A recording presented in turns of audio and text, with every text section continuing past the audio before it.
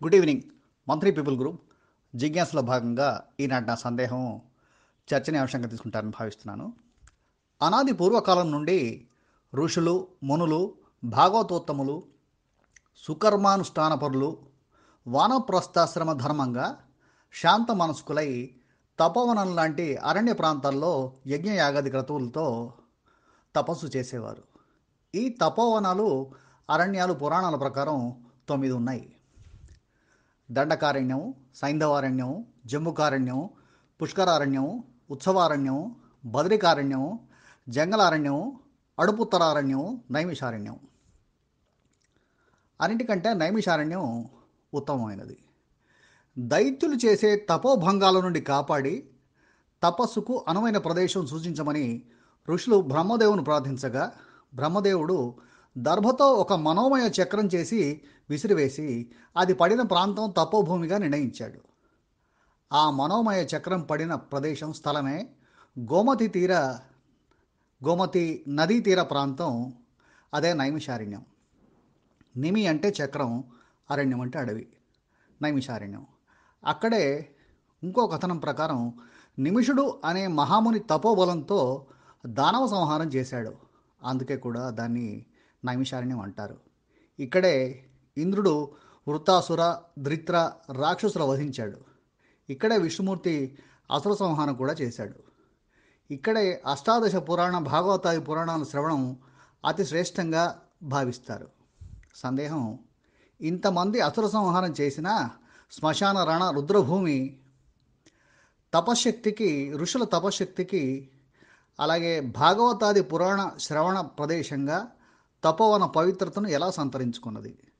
దీని గురించి ఈ ఆంతర్యాన్ని విజ్ఞులు వివరిస్తారని, అలాగే గౌరవ సభ్యులు తమ అభిప్రాయం అశోక్ తెలియజేస్తారని సార్, భావిస్తున్నాను. మీరు ధన్యవాదాలు. నిజంగా ప్రశ్నలు సంధిస్తే నిజంగా చాలా విజ్ఞానవంతమైనటువంటి ప్రశ్నలు ఉంటాయి సార్. ముఖ్యంగా ఆసక్తి రేపే విధంగా ఉంటుంది. మీరు అరణ్యం అడిగింది నైమిష అరణ్యం గురించి అడిగి మొత్తం అరణ్యాలు 9 వాటి గురించి కూడా చెప్పారు. నైమిష అరణ్యానికి అంత ప్రాశస్త్యం ఎలా వచ్చిందనే విషయాన్ని అడిగారు. అద్భుతమైనటువంటి ప్రశ్న. మేము కూడా మన బృందంలోని సభ్యులు, పెద్ద మనుషులు, విజ్ఞులు ఈ విషయం గురించి చప్పక వాళ్ళకి తెలిసినటువంటి విషయాలను షేర్ చేసుకుంటారని ఆశిస్తున్నాం. ఉత్సాహంగా, ఆసక్తిగా ఎదురు చూస్తున్నాం. ధన్యవాదములు. మీ రామడుగు వేణుగోపాల్. ఓం వీణాక్షమాలాబ్జసుపుస్తికాకరాం బాలార్కరూపాం కరుణాతరంగిణీం శ్రీగౌతమీతీరవిలాసవాసినీం వందే సదా మంత్రపురీ సరస్వతీం. ప్రియమిత్రులారా, మన రుద్రపట్ల అశోక్ గారు అడిగిన ప్రశ్న నైమిషారణ్యం గురించి ఈరోజు జిజ్ఞాసులు అడిగారు. నాకు తెలిసిన కొన్ని విషయాలు చెప్తాను. తెలియని మీకు తెలియంది కాదు. ఓం అచతుర్వదనో బ్రహ్మద్విబాహురపరో హరి అఫాలలోచన శంభుర్భగవాన్ బాదరాయణ వ్యాసం వసిష్ఠనప్తారం శక్తే పౌత్రమకల్మషం పరాశరాత్మజం వందే శుకతాతం తపోనిధిం. వాగీషాద్యా సుమనస సర్వార్థానాముపక్రమే యం నత్వా కృతకృత్యా స్యుః తం నమామి గజాననం. నైమిషారణ్యం అంటే సంస్కృతంలో ఒక వృద్ధి కలిగి మొదటి అచ్చుకు వృద్ధి వచ్చి ఆకారంగా ఈ ఈ ఏ ఐలు ఐగా, ఊ ఊ ఓ ఔలు ఔగా మారడం వృద్ధి సంధిగా చెప్పుకుంటాం. నిమి అనేటువంటిది చక్రానికి ఉండే ఒక ముళ్ళు. ఆ ముళ్ళును నిమి అంటారు. నిమిని తాకింది కనుక నైమిషం అయింది అంటారు. ఈ నైమిషారణ్యం.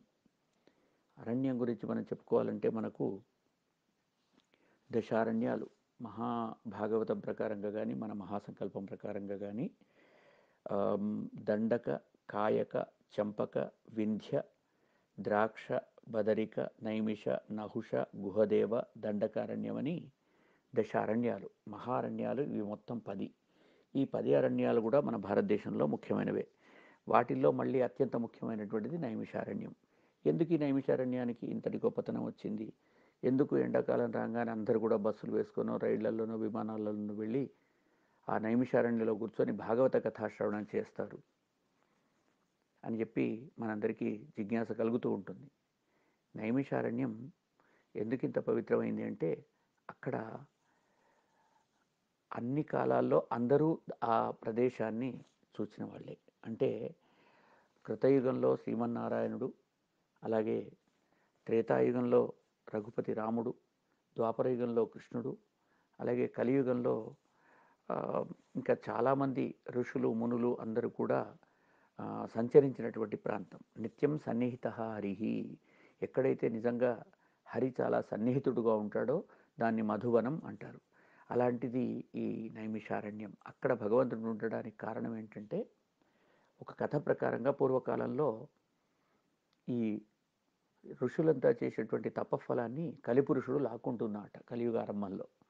సుమారు 5,000 సంవత్సరాలకి 5,123 సంవత్సరాల క్రితం లాక్కుంటూ ఉంటుంటే ఈ మునులంతా వెళ్ళి సుమారు 88,000 మంది అని చెప్తారు. అష్టాశీతి సహస్రం, అష్టాశీతి సహస్రం అంటే 88,000 మంది. ఈ ఋషులంతా వెళ్ళి బ్రహ్మదేవుని ప్రార్థించారట, మా యొక్క ఈ తపఫలాన్నంతా కూడా కలిపురుషుడు లాగేసుకుంటున్నాడు, ఎలాగైనా అది కట్టడి చెయ్యాలి అని. తప్పనిసరిగా చేద్దామని చెప్పేసి బ్రహ్మగారు దర్భతోటి ఒక చక్రాన్ని తయారు చేసి పంపించాడని, దాని యొక్క మొన అక్కడ దిగిందని చెబుతారు. ఇంకొక కారణంగా వారంతా వెళ్ళి విష్ణుమూర్తిని ప్రార్థిస్తే ఆయనే ఒక అనువైన ప్రదేశాన్ని వీళ్లకు సూచించడం కోసం, ఋషులు తపస్సు చేసుకోవడానికి, నిర్విఘ్నంగా తపస్సు చేసుకోవడానికి అనుకూలమైన ప్రదేశం కావాలి కనుక ఆయన తన సుదర్శన చక్రాన్ని వదిలాడని, దాని యొక్క ముళ్ళు వెళ్ళి చక్రం యొక్క ఒక ముళ్ళు ఎక్కడ భూమిలో దిగుతుందో దాన్ని నిమి తాకింది కనుక నైమిషం అని అన్నారు. ఈ అవుతుందని చెప్పాం కదా, అలాగా నైమిషారణ్యం అయింది అని.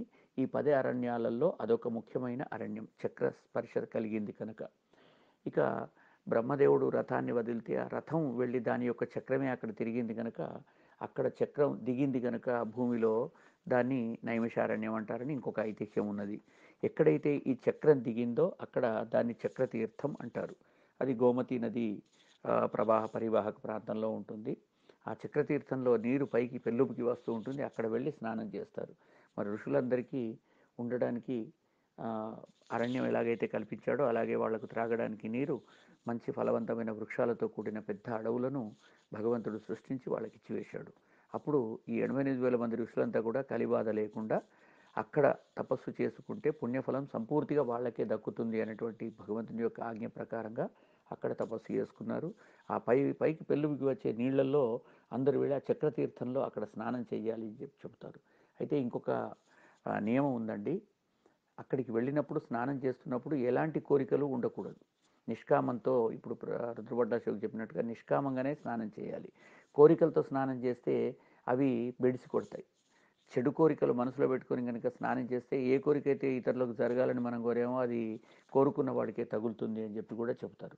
కాబట్టి చెడు కోరికలకు మరణమే సంభవిస్తుంది కనుక అది చేయకూడదని చెప్పి చెబుతారు.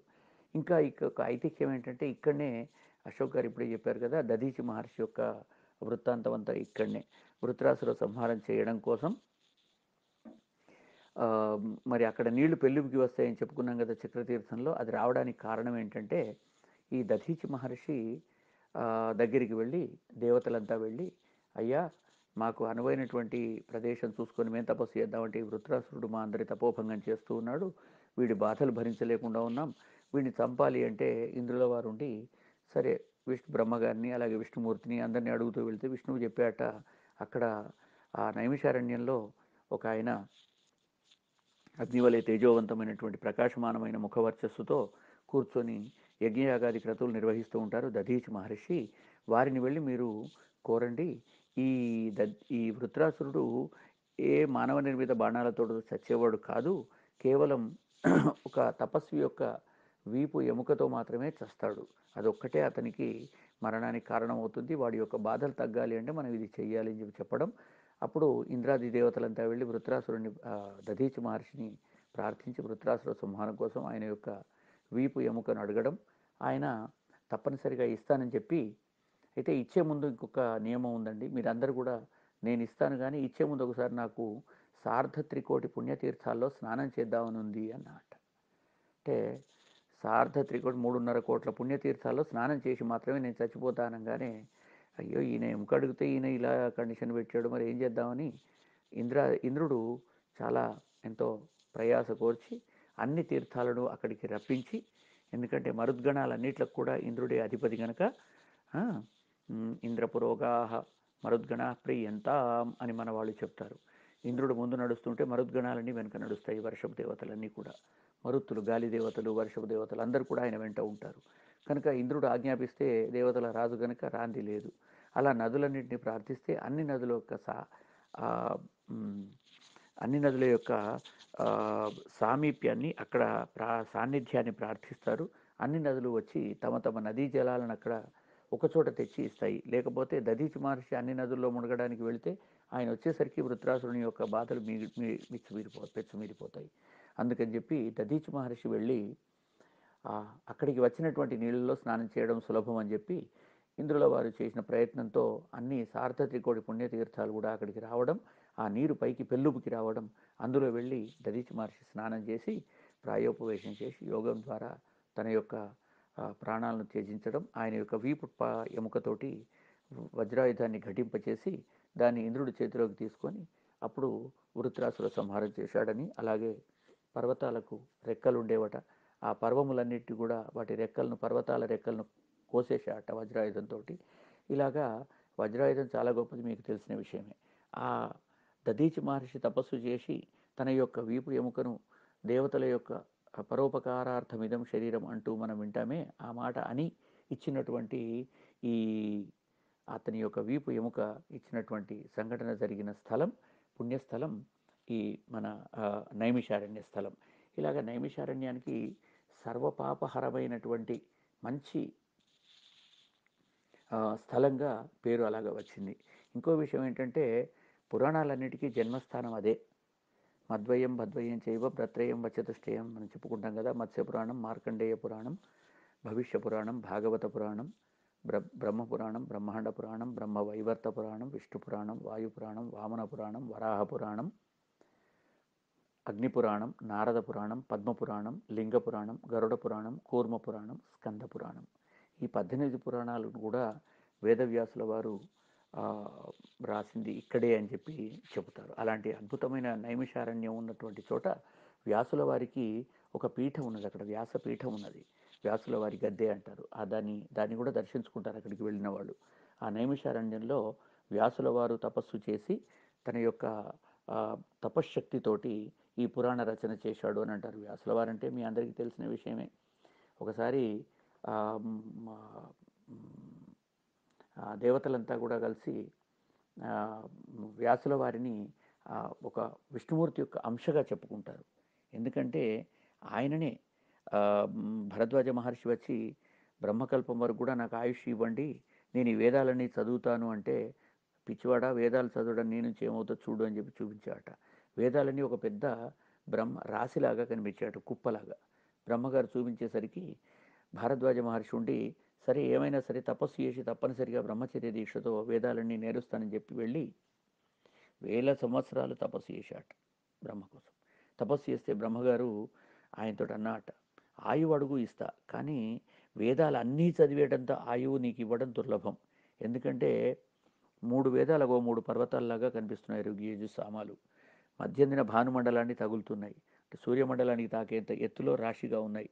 అలాంటి వేదాలను చదవడం నీ నుంచి కాదయ్యా అని చెప్పి ఆ భరద్వాజ మహర్షికి కొంత ఆయుష్ ఇచ్చాట. అతను చదివిన వేదాన్ని చూస్తే ఒక పెద్ద ఇసుక కుప్పలోంచి గుప్పెడు ఇసుక తీసినంత మాత్రమే చదవగలిగాట. ఆ వేదాలు మనకు దక్కాయి. ఆ కొద్ది మాత్రం వేదాలను వేదవ్యాసుల వారు మన మానవ మాతృలు చదవలేకపోతున్నారని చెప్పేసి దాన్ని మళ్ళీ వ్యాసీకరణ చేసి 4 భాగాలుగా విభజించి దాన్ని మళ్ళీ వేదాన్ని విభజన చేసి ఋగ్వేదమని, యజుర్వేదని, సామవేదమని, అథర్వవేదం కూడా వచ్చింది అనుకోండి. ఈ 4 వేదాలను చేసి విభజన చేశాడు కనుక ఆయనకు వేద వ్యాసుడు అని పేరు వచ్చింది ఆ బాదరాయణునికి అని చెప్పి కూడా చెబుతారు. ఆ తర్వాత చేసిన తర్వాత ఆయన తన శిష్యులలో ముఖ్యుడైనటువంటి పైలునికి ఋగ్వేదాన్ని, వైశంపాయనునికి యజుర్వేదాన్ని, జైమినికి సామవేదాన్ని, సుమంతునికి అథర్వవేదాన్ని, ఇలాగా 4 ఋషులకు 4 వేదాలను కూడా నేర్పించారట. వేదవ్యాసుల వారు భాగవతాన్ని రచన చేసిన తర్వాత, అంటే నారదుల వారి ఉపదేశం తర్వాత ఆయన చింతామనస్కుడై కూర్చున్నప్పుడు నారదుల వారు వచ్చి భాగవతం రాయండి మీ చింత పోతుంది అంటే అప్పుడు ఆయన భాగవతం రాశాడని చెప్పి చెబుతారు మహాభాగవతం వేదవ్యాసుల వారు. ఈ భాగవతాన్ని కూడా రచన ఇక్కడే చేశాడు కనుక అలాంటి భాగవత రచన జరిగిన ప్రాంతం ఇది. అలాగే భాగవతాన్ని మళ్ళీ ఎలాగా భాగవతాన్ని వ్యాసుల వారు మళ్ళీ సూతుల వారికి చెప్పాడు, అది శుకునికి చెప్పాడు. శుకుడు మళ్ళీ సూతుల వారికి నేర్పించాడు. సూతుల వారు మళ్ళీ శౌనకాది మహామునులకు అందరికి కూడా కథలని చెబుతూ వచ్చాడు. ఈ విధంగా ఋషి పరంపరలో మనకు వచ్చినటువంటి ఇవన్నీ కూడా. అందుకే మన వాళ్ళు శ్లోకంలో చెప్తారు, సదాశివ సమారంభాం శంకరాచార్య మధ్యమాం అస్మద్ ఆచార్య పర్యంతం వందే గురు పరంపరాం. ఈ గురువులందరూ కూడా మనకేం చేశారంటే పాత విద్యనంతా కూడా రక్షించి మౌఖికంగా నేర్చి దాన్ని మన వరకు తీసుకొని వచ్చారు కనుక అద్భుతమైనటువంటి ఈ వేదరాశి కానీ, దాని యొక్క స్వరూపమైనటువంటి పురాణాలు కానీ, దాని యొక్క స్వరూపమైనటువంటి కావ్య రచనలు కానీ, ఇవన్నీ కూడా ఈ దేశంలో జరిగాయంటే కారణం మన యొక్క ఋషి పరంపర. అలాగా సూతుల వారు తన పుత్రుడైన శుకునికి వ్యాసుల వారు తన పుత్రుడైన శుకునికి నేర్పించడం, శుక బ్రహ్మ సూతుల వారికి నేర్పించడం, అలా సూతుల వారి ద్వారా ఈ భాగవతం యొక్క ప్రచారం జరగడం అద్భుతంగా మనందరికీ తెలిసిన విషయం. ఇక అక్కడికి వెళ్ళిన వాళ్ళకి పునర్జన్మ రాహిత్యం అవుతుంది అని, కలి ప్రభావం ఉండదు అని, కలి చేసేటువంటి కలి యొక్క చేష్టలన్నీ కూడా మనపైన అవి పని చేయవని చెప్పి కూడా చాలా చక్కగా చెబుతుంటారు. కాబట్టి ఇలాంటి అద్భుతమైనటువంటి నైమిష అరణ్యంలో ఎక్కడైతే భగవంతుడు నిత్యము సన్నిహితంగా ఉంటాడో, భగవత్ సాక్షాత్కారం కలగడానికి పుణ్యస్థలి ఏది అంటే నిజమైన స్థలి ఆ నైమిషారణ్య స్థలం. అక్కడ దర్భచక్రం అనండి, లేదా బ్రహ్మగారు వదిలినటువంటి రథచక్రం అనండి, విష్ణుమూర్తి యొక్క సుదర్శన చక్రం అనండి, ఏదైనా దాని యొక్క నేమి ఆ ముళ్ళు వచ్చి దిగిన స్థలం కనుక నైమిషారణ్యం అన్నారు. అక్కడ భాగవత రచన జరిగింది కనుక దాని ప్రభావం ఉంటుంది. అందుకని తప్పనిసరిగా జీవితంలో మన హైందవులంతా కూడా ఒక్కసారన్నా ఆ ఉత్తరప్రదేశ్లో లక్నోకు దగ్గరలో ఉన్నటువంటి నైమిషారణ్యానికి వెళ్ళి అక్కడ భాగవత పాఠం విని, లేదా గోమతి నదిలో స్నానం చేసి ఆ ఉబికి వస్తున్నటువంటి చక్రతీర్థంలో, అంటే సార్ధ త్రికోటి పుణ్యతీర్థాలను తెచ్చి దదీచి మహర్షి కోరికను ఇంద్రుడు నెరవేర్చినప్పుడు వచ్చిన తీర్థరాజాలన్నీ కూడా అక్కడ భూమిలోంచి నీళ్లు పైకి ఉబికి వస్తూ ఉంటాయి. అలాంటి చోట స్నానాదులన్నీ కూడా చేసుకొని పునీతులవుతారు. ఇది ఒక పవిత్ర స్థలం. అందుకని నైమిషారణ్యం ఇంత గొప్పది. అనంతమైనటువంటి వేదాలకి పురాణాలకి అది నెలవు కనుక, వేదవ్యాసుల వారు అక్కడ ఉండినారు కనుక, పెద్దలందరూ కూడా సంచరించిన స్థానం కనుక, దేవతలందరూ సంచరించిన స్థానం కనుక, నిత్యం హరి సన్నిహితుడుగా ఉంటాడు కనుక భగవత్ సాక్షాత్కారం పొందడం కోసం నైమిషారణ్యాన్ని మించిన ఇంకొక స్థలం లేదు అని చెప్పి పెద్దలు చెబుతూ ఉంటారు. ధన్యవాదాలు. మీ రంగి సత్యనారాయణ, మంథని, ప్రస్తుత నివాసం ఆస్టిన్, టెక్సాస్. హలో అశోక్, నువ్వు అడిగిన క్వశ్చన్ చాలా బాగుంది. అయితే ఏంటంటే ఇక్కడ రుద్రభూమి, తర్వాత రాక్షసులు అందరూ సంబంధించబడ్డ భూమి అని చెప్పేసి వాడినావు. అయితే ఇక్కడ దుష్ట శిక్షణ శిష్ట రక్షణ లోపల పరమాత్మ తలుచుకున్నప్పుడు ఆయన ఎక్కడెక్కడ ఏ ప్రదేశం లోపల ఎక్కడ ఎవరిని సంహరించాలి, ఎవరిని చేయాలి అనేటువంటి ఒక నిర్ణయం చేసుకొని వాళ్ళని అక్కడ సంహరిస్తాడు. ఎందుకంటే దీనికి ఒక చిన్న ఉదాహరణ చెప్తాను నీకు. ఏంటంటే శ్రీకృష్ణుడు ద్వారకాను పరిపాలిస్తున్నప్పుడు అతను ఏం చేస్తాడంటే, నేనే శ్రీకృష్ణుడిని, నువ్వెక్కడి శ్రీకృష్ణుడు అని చెప్పి అతనితో యుద్ధం చేసుకుంటూ అతను అది చేస్తాడు. చేసేమంటే అప్పుడు ఏం చేస్తాడు ఆయన, సరే నీకు కావాల్సినటువంటి ఒక గర్వాన్ని నేను అనుస్తా అని చెప్పేసేసి అతనిని పరిగెత్తుకుంటూ ఎక్కడి దాకా తీసుకొస్తాడంటే, ఈ మన మూసీ ప్రాంతం, అంటే మన మూసీ నది పుట్టినటువంటి యొక్క ప్రాంతం లోపల తీసుకొస్తాడు. అక్కడ ఒక పెద్ద గుహలో ముచుకుంద మహారాజు దేవతలతో యుద్ధం చేసి దేవదావనాల యుద్ధాల్లో పడి దేవతలకు సహాయపడి యుద్ధాలు చేసి అలసిపోతాడు. నీకు ఏం వరం కావాలంటే, నాకేం లేదు, నేను ప్రశాంతంగా నిద్రపోతా, నాకు ఒక మంచి ప్లేస్ చూపించమంటే ఇక్కడనే ఈ ప్రాంతంలోనే చూపిస్తే ఆ ప్రాంతం లోపల కొంతమంది హైదరాబాద్ దగ్గర ఉన్నటువంటి ఒక అనంతగిరి అంటారు, కొంతమంది మూసీ నది ఒక ప్రాంతం అంటారు. సరే, అక్కడ ఉన్నటువంటి ఒక అది రెండు దగ్గరే ఉన్నది, మూసీ నది అను అనంతగిరి కూడా దగ్గరలోనే ఉంటాయి. కాబట్టి ఆ ప్రాంతం లోపల ఒక గుహలో హాయిగా పడుకుంటే కృష్ణమూర్తి ఏం చేస్తాడు, వీడిని అక్కడ మట్టు పెట్టాలి అని చెప్పేసి నటించుకుంటూ పరిగెత్తుకుంటూ దొరకకుండా ఉరుక్కుంటూ తీసుకొచ్చి అక్కడి దాకా తీసుకువచ్చి ఆ గుహ దగ్గరికి పోయి ఆయన మాయమయ్యి వెనకపోతాడు. పోగానే వాళ్ళు లోపలికి పోతాడు. లోపలికి పోయేసరికి ఈయన నిద్రపోతుంటాడు. ఆహా, నన్ను తాను వచ్చి నాతో యుద్ధం చేయలేక పారి వచ్చి నువ్వు ఈ గుహలో పడుకుంటావా, సరే అని చెప్పి బట్ట తొలగిస్తాడు. బట్ట తొలగించేవరకు ఏమున్నది, ముచ్చుకుంద మహర్షి మహాముని కళ్ళు తెరుస్తాడు. తెరిచేవరకు ఏమవుతాడు, భస్మం అయిపోతాడు. ఆ భస్మం అయిపోగానే అప్పుడు పరమాత్మ వస్తాడు. పరమాత్మ లోపలికి రాగానే పరమాత్మను చూసి నమస్కరించి, ప్రభు నాకు ఇవాళకి నాకు మోక్షాన్ని ప్రసాదించావా అని చెప్పేసేసి ఆయన తపస్సు ఆ యొక్క నిద్రను ధారించి మోక్షప్రదంగా వెళ్ళిపోతాడు.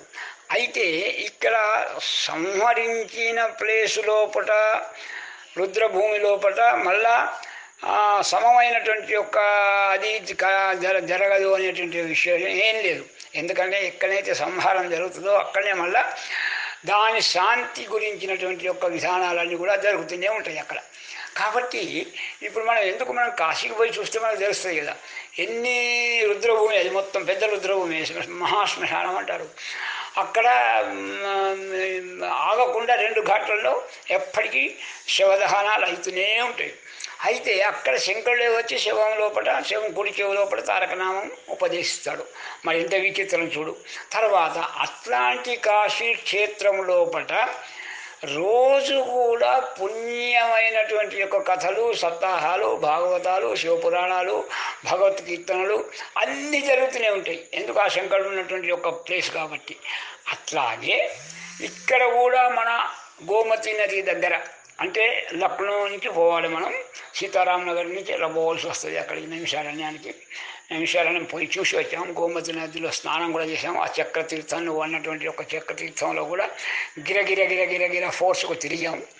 అయితే ఇది ఏంటంటే బ్రహ్మ సృష్టించినటువంటి యొక్క ప్రదేశం, అంటే బ్రహ్మ సృష్టించినటువంటి యొక్క ప్రదేశం కాబట్టి దానికి పవిత్రత చేకూరింది. ఒకటి, విష్ణుమూర్తి ఎందులో దుష్టులను సంహరించాడు, రాష్ట్రాలను సంహరించాడు కనుక సంహరించడం వేరు, కానీ ఆయన పాదం మోపినటువంటి యొక్క ప్రదేశం అదొకటి. తర్వాత ఇంద్రుడు కూడా ఎంతోమందిని అక్కడ అది చేశాడు కాబట్టి ఇంద్రుడు కూడా అక్కడ పాదం మోపినట్టు ఉంది.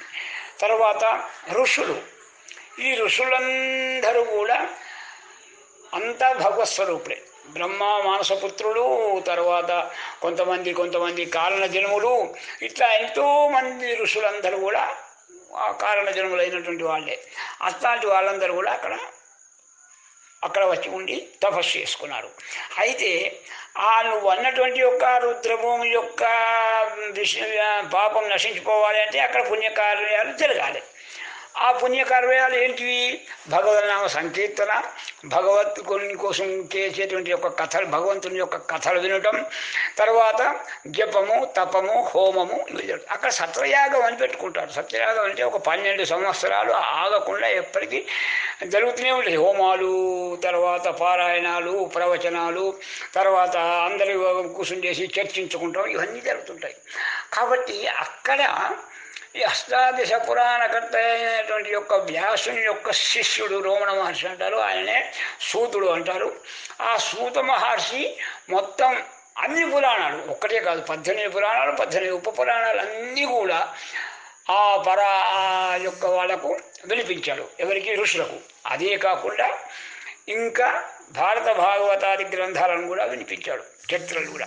కాబట్టి ఎంత పుణ్యం సంతరించుకున్నది ఎక్కడ అంటే 24 అవర్స్ ఏదో విధంగా ఆ పరమాత్మని యొక్క లీల, పరమాత్మని యొక్క కథలు, పరమాత్మని యొక్క అది జరుగుతూనే ఉండేది అక్కడ ఎప్పటికీ. అయితే ఆ సత్వయాగం యొక్క దాని ప్రకారంగా ఇట్లాంటి జరిగేటప్పుడే సూతుడు తీర్థయాత్రలు పోకుంటూ అక్కడికి వస్తాడు. వస్తే సూతుల్ని కూర్చుని పెట్టుకొని ఆ ఋషులందరూ నమస్కారం చేసి వాళ్ళ యొక్క సందేహాలు తీర్చుకునేటువంటి యొక్క విధానంతో ఎన్నో ప్రశ్నలు వేసి ఎన్నో విధమైనటువంటి యొక్క అమూల్యమైనటువంటి యొక్క కథలను మనకు, నోములను, వ్రతాలను, చరిత్రలను అన్నిటినీ అందించాడు సూత్రుల వారు. కాబట్టి అట్లాంటి కోసం అంత పుణ్యమైంది. మళ్ళీ ఇంకొకటి, హిమాలయాల్లోంచి వచ్చేటువంటి ఒక గోమతి నది కూడా వస్తుంది అక్కడికి. ఆ గోమతి నదిలో స్నానం చేసి అక్కడ వాళ్ళు జపతపాదులు, హోమాదులు ఇవన్నీ నిర్వర్తించుకునేవాళ్ళు ఋషులు. వాళ్ళ యొక్క తపస్సు అంటే అక్కడ ఏంటి, హిమాలయాలకు చేరువలో ఉన్నది కాబట్టి చాలా విధంగా, ఒక విధంగా చూస్తే ప్రశాంతమైనటువంటి యొక్క ప్రదేశం. కొన్ని అరణ్యాలు ఈ తపస్సుకు వాటికి చాలా చెప్పబడ్డది. అలాగే బదరికా వనం కూడా తపస్సుకు చాలా శ్రేష్టమని చెప్పబడ్డది. అట్లాగే మన దండకారణ్యం కూడా దండకారణ్యంలో కూడా ఎంతోమంది ఋషులు, అగస్త్యుడు, తర్వాత మన భరద్వాజులు, చాలామంది ఎంతోమంది ఋషులు కూడా తపస్సు చేసినటువంటి యొక్క ప్రదేశాలు ఉన్నాయి ఇక్కడ కూడా మన ప్రాంతంలో కూడా దండకారణ్యంలో కూడా. కాబట్టి కొన్ని అరణ్యాల్లో వాళ్ళు ఋషులు చేసినటువంటి యొక్క తప ప్రభావం వలన వాటికి పుణ్యమైనటువంటి యొక్క అది ప్రాప్తిస్తుంది, పుణ్య దశ ప్రాప్తిస్తుంది. అట్లాగే రాముల వారు దండకారణ్యం మొత్తం తిరిగాడు. ఎందుకు? ఈ ఋషులు బాధపడుతుంటే వాళ్ళ బాధలను చూడలేక రాక్షసుల సంహారానికై ఆయన దండకారణ్యం మొత్తం తిరిగాడు. ఆ తిరగటం వలన కూడా అక్కడ తర్వాత మళ్ళా ఇంకా అటుపోయిన కొద్ది ఋష్యముఖ పర్వతము, తర్వాత కిష్కింద ప్రాంతాలు, తర్వాత మహారాష్ట్రలో ఉన్నటువంటి ఒక ప్రాంతాలు, ప్రతి ప్రాంతాల్లో కూడా రామచంద్రుల వారు తిరిగాడు. కాబట్టి ఆ పరమాత్మ సంచరించటం వలన ఆ భూమికి ఎందుకంటే మరి ఎంతోమంది రాక్షసులు ఋషులను చంపారు కదా, అది అక్కడంతా తీవ్రమైనటువంటి యొక్క సంక్షోభమైనటువంటి ఒక భూమే కదా, దాన్ని పునీతం చేసేందుకోసమే నారాయణుని యొక్క పాదం అక్కడ పడ్డది, ఆ భూమిలో మీద తిరిగాడు. కాబట్టి అందుకోసమే నదులు, తర్వాత వనాలు, తర్వాత తీర్థాలు ఇవన్నీ కూడా ఏం సంతరించుకున్నాయంటే పరమాత్మ యొక్క సేవను సంతరించుకున్నాయి. పరమాత్మ సేవే అక్కడ ఉన్నది వాళ్ళకు. బృందావనం పోతే మనకు యమునా నది పోతే అంతా కృష్ణుని యొక్క కథలే కనిపిస్తుంటాయి. అట్లాగే ఒక్కొక్క నదిల లోపల, ఒక్కొక్క ద్వాట్ల లోపల పరమాత్మ యొక్క లీలలు మనకు కనిపిస్తుంటాయి. కాబట్టి పరమాత్మ సంచరించేటువంటి యొక్క ప్రదేశాలు ఏవైతే ఉన్నాయో అన్నీ పుణ్యమైనవే. కాబట్టి ఆ యొక్క నువ్వు అన్నటువంటి యొక్క నైమిషారణ్యంలో ఉన్నటువంటి యొక్క ఆ ప్లేసుకు అంత విశిష్టత ఏర్పడ్డది. అక్కడ కొన్ని యుగాల నుంచి, అంటే ఎప్పటి నుంచి అయితే భగవద్గీత యొక్క కథలు మొదలైనవో అప్పటి నుంచి ఆ లీలలను చెప్పుకుంటూ వస్తూనే ఉన్నారు. ఇప్పుడు అదే మనకు ఉదాహరణ తీసుకుంటాం, రామాయణం కానీ, భాగవతం కానీ, భారతం కానీ, వాటిల్లో ఉన్నటువంటి యొక్క అష్టాదశ పురాణాలు కానీ ఇవన్నీ కూడా అక్కడ చర్చించుకున్నారు వాళ్ళందరూ. అంటే ఒకళ్ళు చెప్పటం, వాళ్ళు వినటం, దాంట్లో ఉన్నటువంటి ఒక సందేహాలను తీర్చుకుంటాం, వాళ్ళ యొక్క పూర్వజనుల చరిత్రల గురించి తెలుసుకుంటాం. దానివల్ల మానవులకు ఉపయోగపడేటువంటి యొక్క వ్రత విధానాలు కూడా తెలుపబడ్డాయి. కాబట్టి ఇంతటి మహోత్కృష్టమైనటువంటి యొక్క కార్యక్రమాలు జరిగింది కాబట్టి ఆ భూమికి పవిత్రత చేకూరి దాని నైమిషారణ్యం చాలా శ్రేష్టమైంది అనేటువంటి ఒక విధానానికి మనకు తెలుస్తున్నది. అక్కడ సూత గద్దె అని కూడా ఉన్నది. అక్కడ ఒక ఎత్తు ప్రదేశం మీద గద్దె కట్టుంటే ఆ దాని మీదనే కూర్చుండేది ఆయన, చుట్టూ మునులందరూ కూర్చుండేది, అక్కడ ఉపన్యాసాలు ఇచ్చేది సూతుల వారు. కాబట్టి ఇట్లాంటి యొక్క అక్కడనే దానికి కొంచెం ఇది వస్తే వల్ల ఆ గంగానది యొక్క పాయ వస్తుంది ఒకటి. గంగానది పాయ దగ్గరనే అక్కడ ఆ యొక్క సుఖమహర్షి ఆ సప్తాహాన్ని 7 రోజులు భాగవత సప్తాహం వినిపించాడు. ఎవరికి? పరీక్షని మహారాజుకు. కాబట్టి ఆ ప్రదేశాలన్నీ కూడా పుణ్యక్షేత్రాలు అవి. అట్లాగే ఇక్కడి మన క్షేత్రాలన్నీ కూడా స్వామి స్వయంభూగా వెలిసినటువంటి యొక్క క్షేత్రాలు మన దక్షిణ భారతదేశంలో చాలా ఉన్నాయి. అట్లాంటి వాటిల్లో శంకరుడు స్వయంభూ వెలిసినటువంటి కుమారస్వామి, వినాయకుడు, విష్ణుమూర్తి, గోపాలకృష్ణుడేమో మనకు బృందావనం, తర్వాత ద్వారకా ఆ ప్రాంతాల లోపల. అట్లాగే మనకి ఎంతమంది శ్రీరంగనాథుడు, తర్వాత మన జ్యోతిర్లింగాలలో చాలా కొన్ని జ్యోతిర్లింగాలు కూడా మన సైడే ఉన్నాయి. దక్షిణ ప్రాంతంలోనే అమ్మవారి యొక్క శక్తిపీఠాలు ఉన్నాయి. ఇవన్నీ ఉండటం వలన ఆ ప్రదేశాల్లో జరిగినటువంటి యొక్క అరిష్టాలు తొలగింపబడతాయి. ఎందుకంటే పరమాత్మ యొక్క శరీరం, పరమాత్మ యొక్క పాదస్పర్శ, పరమాత్మ యొక్క సంకల్పం ఎక్కడైతే, పరమాత్మ యొక్క లీలలు ఎక్కడైతే వినబడుతుంటాయో అక్కడ అంతా కూడా పుణ్యతమవుతుంది, పుణ్యమైనటువంటి యొక్క విధిగా మారిపోతుంది. పాపం అనేటువంటిది తొలగిపోయి పుణ్యం అనేది అక్కడ విలసిల్లుతుంది. కాబట్టి దానికి అంత ప్రాముఖ్యమైనటువంటి యొక్క విధానం. అంత దాకెందుకు మనకు రామాయణంలోనే చూసాం. మనం రామాయణంలో చూస్తే రామాయణంలో ఏంది? లంక, రావణాసురుడు. అయితే ఎట్లాంటి విధానం ఆయనది? బ్రాహ్మడు సద్బ్రాహ్మడు, వేదాంగ పండితుడు, తర్వాత జ్యోతిషం తెలిసిన వాడు, ఔషధాలు చేసిన వాడు, అన్నీ తెలిసిన వాడు ఉండి అక్కడ రాష్ట్ర ప్రవృత్తితోటి ఎన్నో అరాచకాలు చేశాడు. చేసినాక మరి అక్కడ మరి ఎవరిని కొలిచాడు? సాక్షాత్తు శివుణ్ణి కొలిచాడు. శివుడి అక్కడికి వచ్చాడు. తర్వాత సాక్షాత్తు అమ్మవారిని కొలిచాడు, శక్తిపీఠం అక్కడ. అయితే తర్వాత శక్తిపీఠం ఉన్నది, శివుణ్ణి కొలిచాడు. తర్వాత ఈయన వచ్చాడు, రాముల వారు వచ్చాడు, అక్కడికి ఆంజనేయ స్వామి వచ్చాడు, శివస్వరూపం. ఇన్ని ఉన్నాక అక్కడ అవన్నీ పోతాయి, వాటి యొక్క పాపాలన్నీ తొలగిపోతాయి. ఎందుకంటే సాక్షాత్ పరమేశ్వరుడే సంచరించినటువంటి యొక్క భూములు కాబట్టి. అందుకే మన ప్రాంతంలో కూడా, మన దండకారణ్యంలో కూడా ఎన్నో ప్రదేశాల్లో రాముల వారు సంచరించాడు. అట్లాగే ఎన్నో లీలలు చూపించాడు. అట్లాగే శివుడు కూడా ఎన్నో జ్యోతిర్లింగాలలో వెలిసేసేసి మనకు పుణ్యాన్ని ప్రసాదింపజేశాడు. కాబట్టి ఎక్కడైతే భగవంతుని యొక్క సేవ దొరుకుతుందో అక్కడ అంతకుముందు జరిగినటువంటి యొక్క దుష్ట ప్రవర్తన నశించిపోతుంది అనేటువంటి ఒక విధానం అందులో మనకు స్పష్టంగా కనిపిస్తుంది. ఎక్కడ చూసినా, ఏ చరిత్రలో చూసినా, ఏ పురాణంలో చూసినా, భాగవతం కానీ, రామాయణం కానీ, భారతం కానీ, అష్టాదశ పురాణాలు కానీ, ఉప పురాణాలు కానీ, అన్నింటిలో కూడా అక్కడ దుష్టులు చేసేటువంటి యొక్క దుష్టులను శిక్షిస్తారు, శిష్ట రక్షణ చేస్తాడు పరమాత్మ. కాబట్టి ఆ శిష్ట రక్షణ చేసినటువంటి యొక్క ప్రదేశాలే కాబట్టి వాటికి పుణ్యం ఆపాదింపబడుతుంది. ఇది దాంట్లో ఉన్నటువంటి యొక్క అంతరార్థం. చాలా మంచి క్వశ్చన్ అడిగావు, చాలా సమాధానాలు కూడా చెప్పుకోవచ్చు. చాలా సంతోషం. శుభం. నమస్కారం సార్. చాలా మంచి ప్రశ్న అడిగారు, చాలా విషయాలు తెలిసినాయి. అయితే మీరు చెప్పినటువంటి 9 అరణ్యాలు కూడా చాలా శ్రేష్టమైనవి. అందులో నైమిషారణ్యం ఒకటే ఎందుకంత పవిత్రతను సంతరించుకున్నది అనంటే, ఈ కలియుగంలో స్మరణ మాత్రేన ముక్తి లభిస్తుంది, భగవన్నామ స్మరణ. అయితే కలియుగం అంటే ఏంది? కలి ప్రభావం ఉన్నటువంటి యుగం. అయితే కలి ప్రభావము లేని ప్రాంతము నైమిషారణ్యము.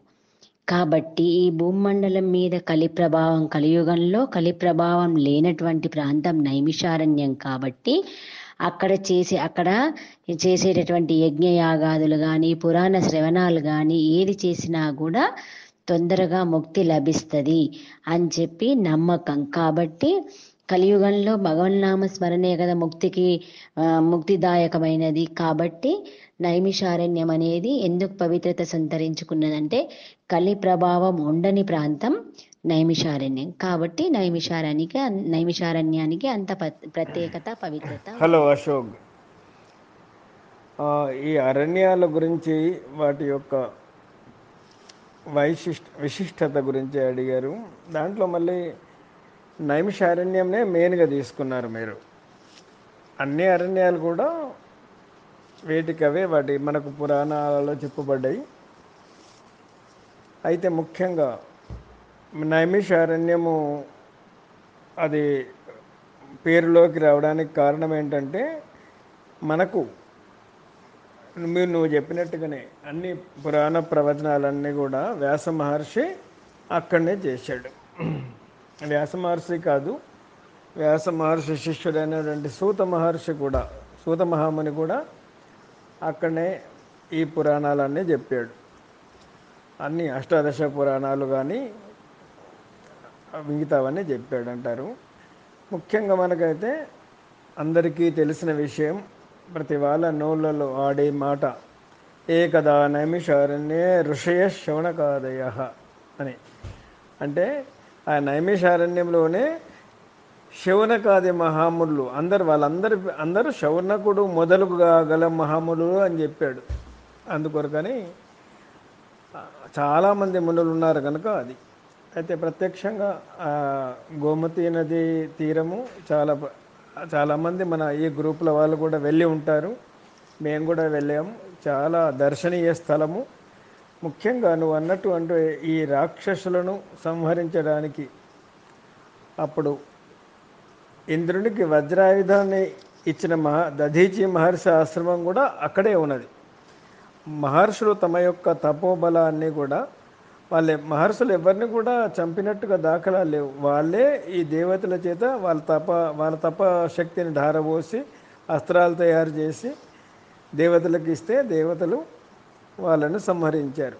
అలాగా అన్నమాట. అందుకు ఆ వజ్రాయుధం తయారై కూడా దధీచి మహర్షి యొక్క వెన్నెముక ఆయన వాలంటరీగా అంటారు కదా, ఆయన స్వయంగా ఇచ్చేస్తాడు. ఆయన తన యొక్క వెన్నెముక తీసుకోమని చెప్పేసి. అంటే అక్కడ ఏంటి, మహర్షి తన దేహాన్ని ఇచ్చేసాడు, కానీ ఆయన ఆత్మ మాత్రం పరమాత్మలోనే, ఆయన వాళ్ళ ఇష్టం అన్నమాట. వాళ్ళు తలుచుకుంటే పరమాత్మలోనే లీనమైపోతారు, లేదంటే పైన ఉన్నారు కదా నక్షత్ర మండలంలో, సప్తవర్ష మండలంలో, అట్లాగా మనకు పేరుకెక్కి కనిపిస్తూ ఉంటారనమాట. మహర్షుల యొక్క చరిత్రనే ఇలా ఉంటుంది. ఇంకొక విషయం ఈ మధ్యనే తెలిసింది ఏంటంటే, తపస్సులు మహర్షులు చేస్తారు, రాక్షసులు కూడా చేస్తారు. రాక్షసులు కూడా ఏకాగ్రత, మహర్షుల కంటే ఏకాగ్రత చిత్తము రాక్షసులకే ఉంటుంది. ఎందుకంటే మనం ఎన్నో పురాణ కథలు విన్నాము. ఎక్కడ కూడా విశ్వామిత్రుడు లాంటి వాడు చలించిపోయినాడు మేనక యొక్క దానికి, నాట్యానికి. అదే ఇదే ఎప్పుడు ఋషులు నాట్యం చేసినా కూడా ఇంద్రుని పని ఏంటంటే ఈ రంభ, ఊర్వశి, తిలోత్తమ లాంటి వాళ్ళని పంపించడమే ఆయన పని, వాళ్ళ తపస్సు భంగం చేయడానికి. అదే కానీ ఎక్కడ రాక్షసులు తపస్సు చేస్తే వాళ్ళ రాక్షసుల యొక్క తపస్సు భంగం చేయించడానికి వీళ్ళెవరిని పంపించినా కూడా వాళ్ళు ఎవరినాడు చరించినట్టు ఇక్కడ దాఖలాలు లేవు కథలలో. కాకపోతే మరి రాక్షసత్వం వచ్చింది, వాళ్ళు కోరిన కోరికలు అలా అయిపోయింది. కానీ చివరికి ఆ రాక్షసులంతా కూడా పరమాత్మలోనే కలిసిపోయినారు. ఏ రాక్షసుని చరిత్ర తీసుకున్నా కూడా మొదటికి హిరణ్యాక్షుడు, హిరణ్యకశిపుడు, మళ్ళీ తర్వాత పరమాత్మ లీనమైపోయినారు. రావణ, కుంభకర్ణులు వాళ్ళు పరమాత్మలోనే లీనమైపోయినారు. శిశుపాల, దంతభక్తులు ఉన్న వాళ్ళు కూడా పరమాత్మలో లీనమైపోయినారు. ఎవరిని గురించి మనం వాళ్ళం కొంతకాలం వాళ్ళ దాంట్లో మంచిని చూసాము, చెడు చూసాము. ఇవన్నీ కూడా ఆ కథల రూపంలో చెప్పబడిన ఒకటి, వాటిని అన్వయించుకొని మనం కూడా మనలోని ఉన్నటువంటి ఈ అరిషడ్ వర్గాలన్నిటిని తీసివేయడానికి కోసం అని చెప్పేసి చేయడం. తర్వాత ముఖ్యంగా నైమిషారణ్యము ఆ ప్రాంతం లోపల ఎప్పుడు కూడా సత్రయాగము అని జరిగేది. సత్రయాగము దానికి కాల పరిమితి లేదు. ఒక్కొక్కసారి ఉంటే సంవత్సరం ఉండవచ్చు, 10 సంవత్సరాలు ఉండవచ్చు, 100 సంవత్సరాలు కూడా సత్రయాగాలు చేసిన కాలాలు ఉన్నాయి. అందుకోసం మనకి ఇక్కడ మన వేలాల ప్రాంతంలో సత్రశాల అనే ఒక ఊరున్నది. అంటే అక్కడ ఆ రోజుల్లో కూడా గోదావరి నది తీరం లోపల, దండకారణ్యం లోపల కూడా మునులు ఉండేవాళ్ళు. అక్కడ కూడా ఇట్లాంటి అంటే సభలు అనుకోవాలి, అందరు మహర్షులు వచ్చి అక్కడ ఆ సత్రయాగంలో పాల్గొని చర్చా గోష్ఠి, భగవంతుని గురించి చర్చ. భగవంతుని ఎన్నిసార్లు దర్శించినప్పటికీ గీతలో చెప్పినట్టుగా నిత్యం దర్శన కాంక్షిణ అని, దేవతలకు మునులకు ఎప్పుడూ ఆ పరమాత్మ చూసినా కూడా మళ్ళీ చూడాలి అని ఒక విధమైనటువంటి ఆనందంలో ఉంటారు. చాలా మంచి ప్రశ్న వేశావు. అందుకోసం ఎప్పటికైనా మన అరణ్యాలన్నీ కూడా పవిత్రమైనవి. ఇది డాక్టర్ అశోక్ గారు, అయితే ఈ యొక్క నైమిషారణ్యానికి అత్యంత ప్రాధాన్యత ఉంది ఈ యొక్క తపోభూమిగా. నాకు తెలిసిన 1-2 విషయాలే చెప్తాను. శౌనకాది మహామునులు సూత మహర్షిని వేదాల గురించి, పురాణాల గురించి అడుగగా సూత మహర్షి ఈ యొక్క నైమిషారణ్యంలోనే అనేక విధమైనటువంటి పురాణాల గురించి, తర్వాత వేదాల గురించి వారికి చెప్పడం జరుగుతుంది. ఇప్పుడు ప్రస్తుతం నడుస్తున్న ఈ కార్తీక మాసము యొక్క విశిష్టతను కూడా సూత మహర్షి వారికి ఈ యొక్క పవిత్రమైన మహిమాన్వితమైనటువంటి తపోభూమిలో చెప్పడం జరుగుతుంది. తర్వాత ఒకటి అంటే నాకు ఇప్పుడు గుర్తులేదు, కానీ ఒకటి శ్రీకృష్ణుని కూడా కథ కూడా ఇక్కడ ఈ యొక్క ప్లేస్ లోపల ఉంది. చాలా మంది కూడా నైమిషారణ్యం మనకు ఈ యొక్క టూరిస్ట్ ప్లేస్గా వెళ్తుంటారు. తర్వాత అక్కడ ఉన్నటువంటి చెట్లు కానివ్వండి, అవి కూడా చాలా పవిత్రమైనవి, మహిమాన్వితమైనవి అని చెప్పి అంటుంటారు. అక్కడ ఏంటంటే తపస్సుకు కూడా అనుకూలమైనటువంటి వాతావరణం ఉంటుంది. ఆ యొక్క నదీ తీరము, తర్వాత ఆల్రెడీ అక్కడ ఉన్నటువంటి ఆ భూమి, ఆ వేద భూమి, ఆ యొక్క పురాణం ఇతిహాసాలు అక్కడ పలకబడ్డాయి కాబట్టి, ఆ యొక్క పవిత్రమైనటువంటి స్థలం కాబట్టి, సో ఆ విధంగా దానికి ఆ యొక్క మహత్యం ఉంది అని చెప్పి నేను భావిస్తున్నాను. తర్వాత నేను విన్నది ఏంటంటే, అంటే ఇది బహుశా మరి 1-2 ఇయర్స్ అయిందో ఈ మధ్యలో, అక్కడ ఒక మనిషి నివసిస్తున్నారు. అయితే ఎవ్వరు వెళ్ళినా కానీ, అంటే ఒక 5గురు వెళ్ళారనుకోండి, అతను భోజనం పెడతారు. 50 మంది పోయినా కూడా అతను అదే విధంగా భోజనం సమకూర్చి వారందరికి కూడా ఆకలి తీరుస్తుంటాడు. మరి అతను రూముకు వెళ్ళి ఆ యొక్క భోజన పదార్థాలు తీసుకువస్తారు. మరి అతను ఎప్పుడు వండుతున్నాడు, ఎట్లా వండుతున్నాడు, దానికి ఎంత టైం పడుతుంది, ఇదంతా లేకుండా ఆ యొక్క అతి తక్కువ కాలం లోపల అందరికి కూడా భోజన సదుపాయాలు ఏర్పాటు చేయడం అనేటటువంటిది ఇలా ఒకటి మనకు కథ అనే కాదు, ఇది నిజంగా జరిగినటువంటి సందర్భంగా చెబుతుంటారు. ఇది నాకు తెలిసిన విషయం మీ అందరితో పంచుకున్నాను. ధన్యవాదములు. శ్రీ డాక్టర్ అశోక్ గారు, ఇదేంటంటే ఇది మన హెడ్ ఫోన్ ఉంటేనేమో క్లియర్గా వస్తుంది వాయిస్, లేకపోతే ఏంటంటే ఈ యొక్క ఎయిర్ తోటి సరిగా రావడం లేదు అన్నట్టు, సరిగా అది మధ్య లోపల పదాలు ఎగిరిపోతున్నాయి. సో దయచేసి గమనించగలరు, అక్కడ మీరు గారు అని రాలేదు. So it is very sad. So మీరు దయచేసి గమనించగలరు. ధన్యవాదములు.